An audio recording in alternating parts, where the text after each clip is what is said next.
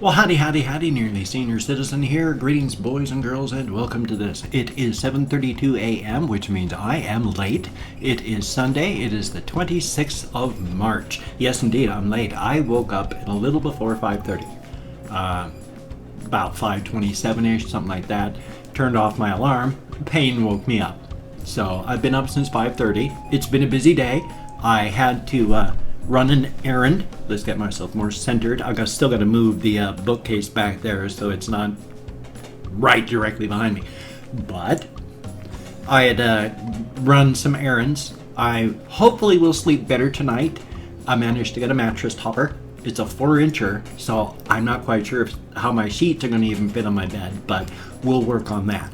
You know, if need be, I'll just have to retuck the sheets in every day when they pop loose. That's okay. If I can sleep, it's worth it. So thumbs up. Hopefully, I have my Walkies video up. Yesterday, I went and recorded one of the major streams that runs through this part of where I live in downtown. And it's not a major stream, in fact, it's a really minor thing. But I really like the way that you can't just block off a stream. I mean, you've got miles and miles and miles of water coming through and it runs. So you've got to do stuff with it. But what do? Well, if you're a town, you divert them. You take a stream, you put it into a pipe, and you shunt it off to where you want it to go.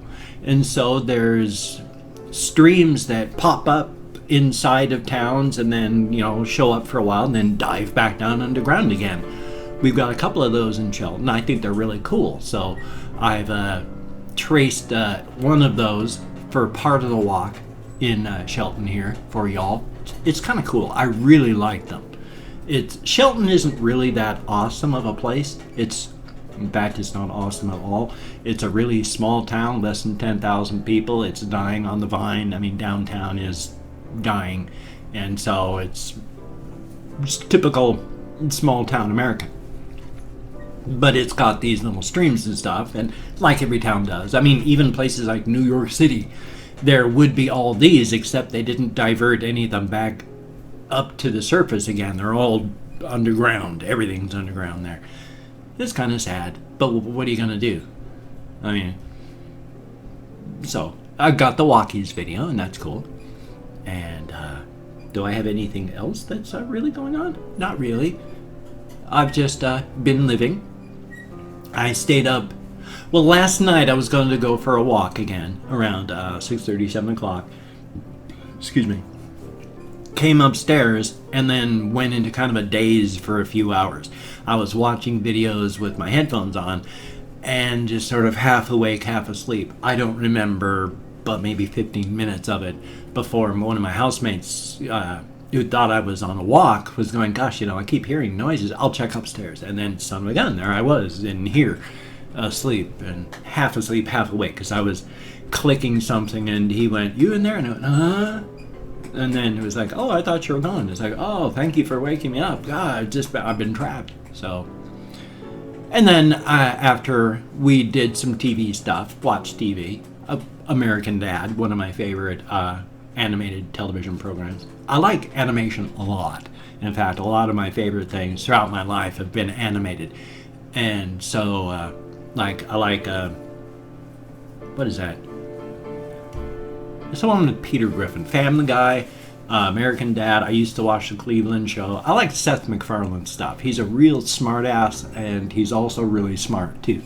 The problem is, of course, they usually go for stupid humor, but that's okay. American Dad shoots for more extremely dark humor. In fact, sometimes it's hard to see the humor underneath the darkness. I mean, some of the stuff they go for humor, dark humor, is where, somebody like a child has had a parent figure die, and then you watch the last 30 seconds of, before they fade out to commercial, of the child crying in abject, heartfelt horror that their parent is dead, and then they fade out to black, and then they come back, and it's like you're just left to go, oh my God.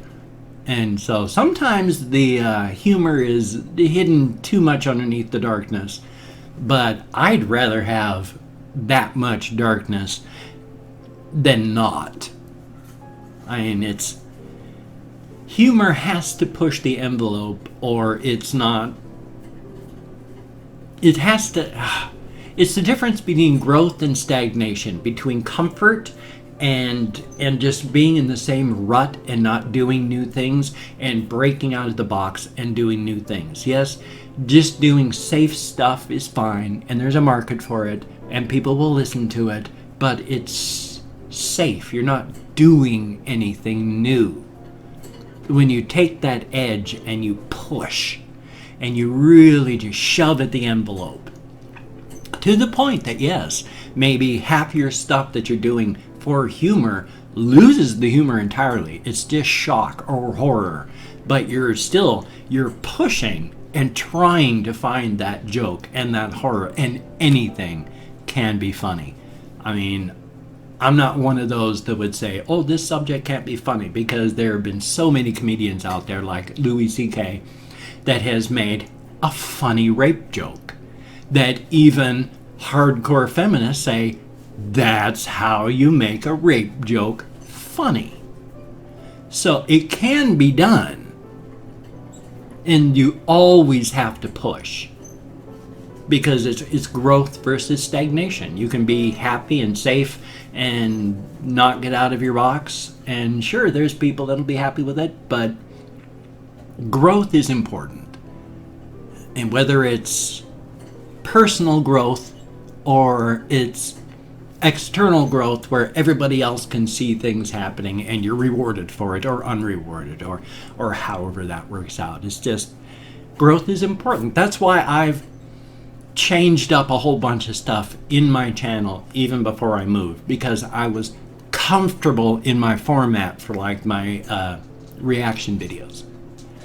So I changed the format entirely to break that and get out of it and get out of my comfort zone. So now I don't have a template and all that, whereas I used to, and it very rarely deviated. I would occasionally add something, move it into it, and then that would become a new part of the routine. Now I don't have a routine. That's why I call it the year of living dangerously, except I'm not going to make it just a year. It's going to be forever and ever.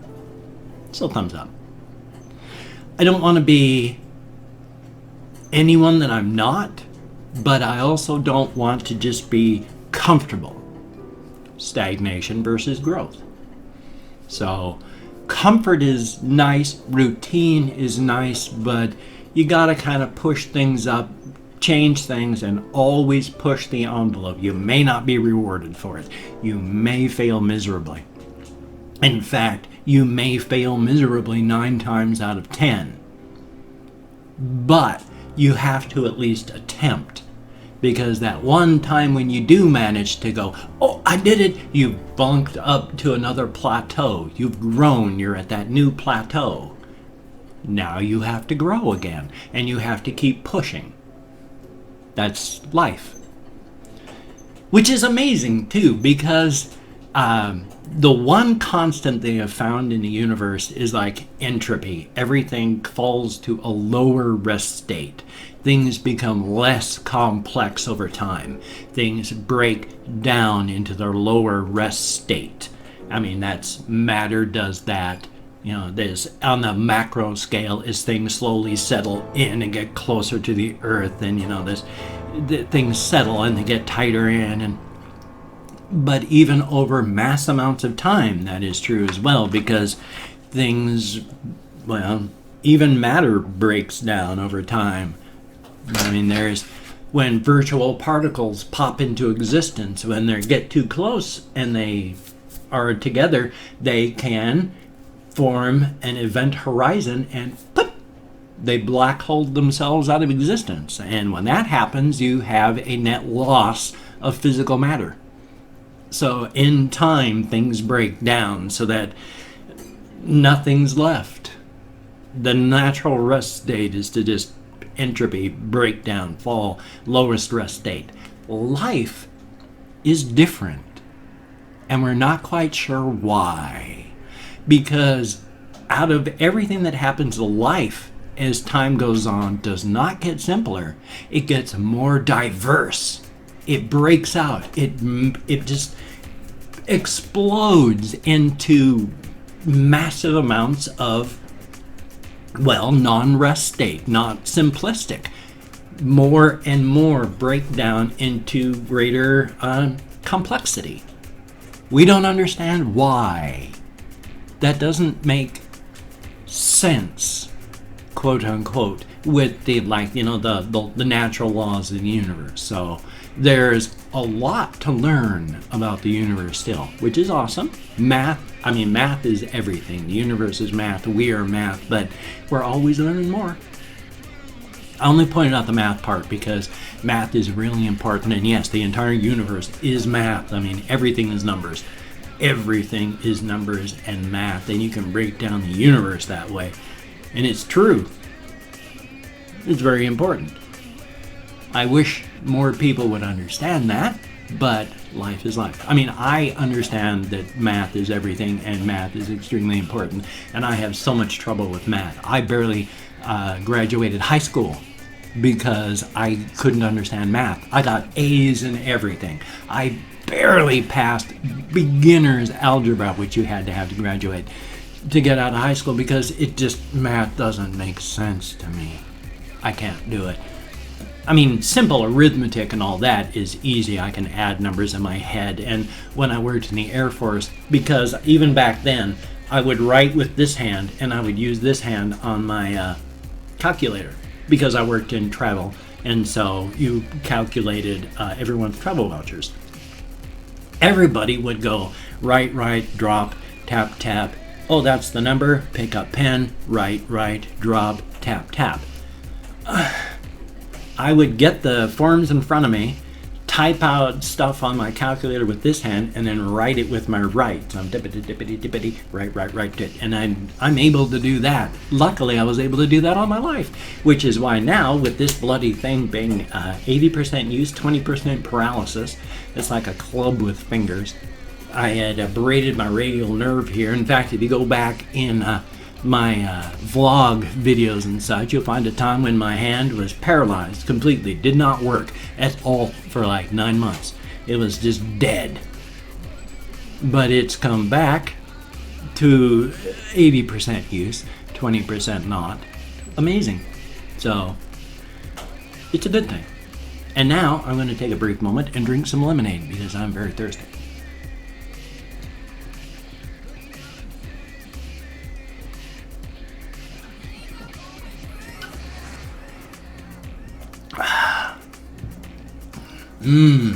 Lemonade.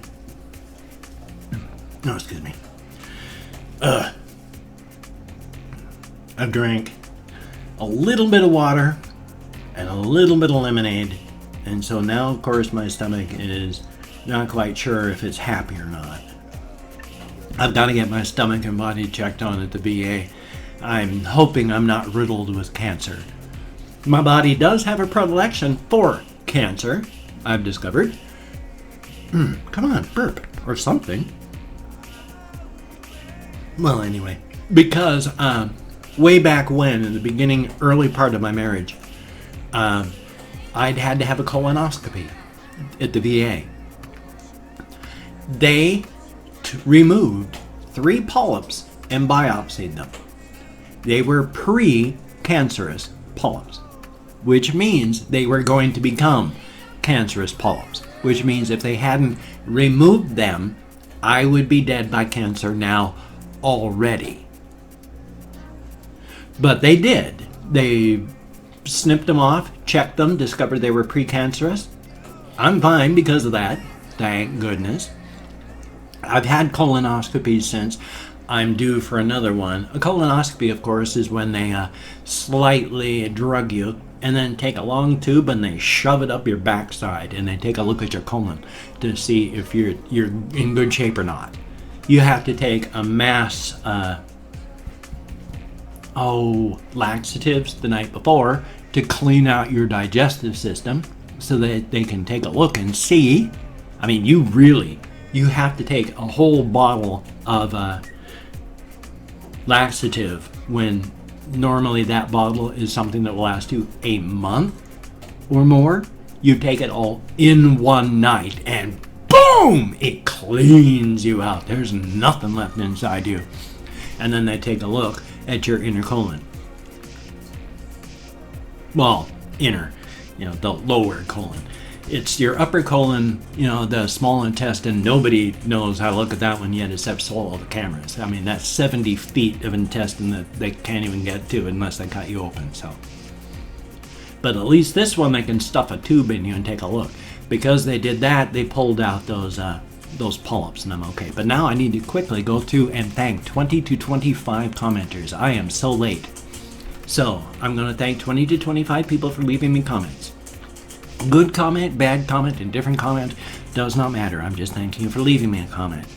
And if I mispronounce your name, my sincere apologies. No disrespect is intended. I'm trying my best. But if I didn't even know how to pronounce my own last name, I wouldn't be able to pronounce my own last name.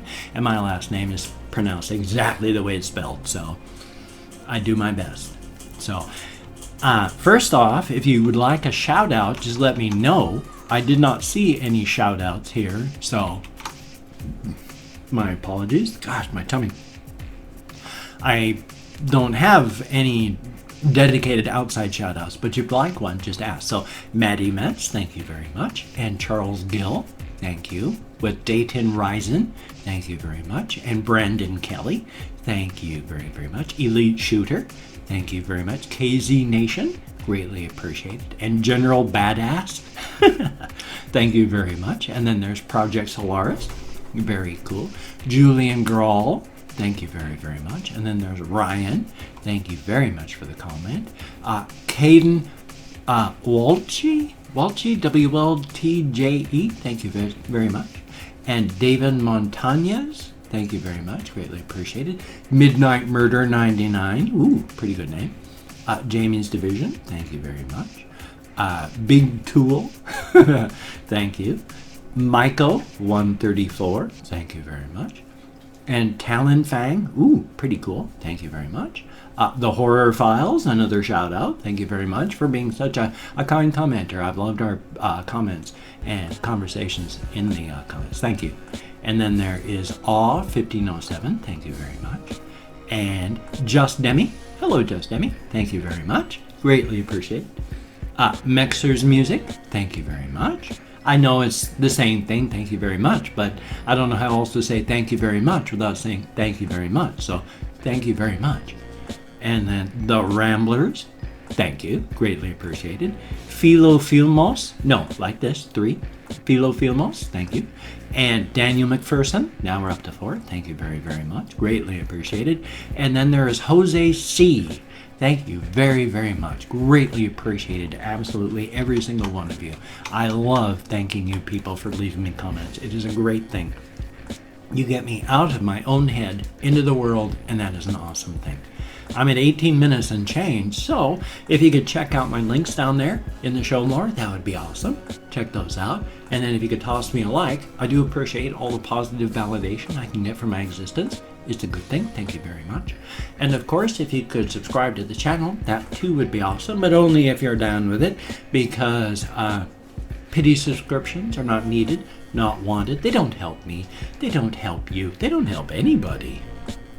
So, but if you're down with it, then hey, hope to keep you forever and ever and ever darn straight, darn tootin', thumbs up. It's like I'm 1,000 years old sometimes. Anyway though, I have my Walkies video coming up. I'm going to have a reaction video coming up. I'm going to have a game video coming up. So thumbs up on all that. You take care. Have a great day today. I will see you on the flip side. And I hope you sincerely have the best day that you can have. It's a good thing. I don't know how to end these things. I just sort of meander and then blunder and stuff. So here, I'm charging my phone. Anything else that's fascinating? Here. It's a monkey. I think this was Jen's monkey. Jen always called it her monkey. So I'm hanging on to it because it was Jen's monkey. And I really wish Jen wasn't dead. But she's been gone like 3 years now, so. Take care.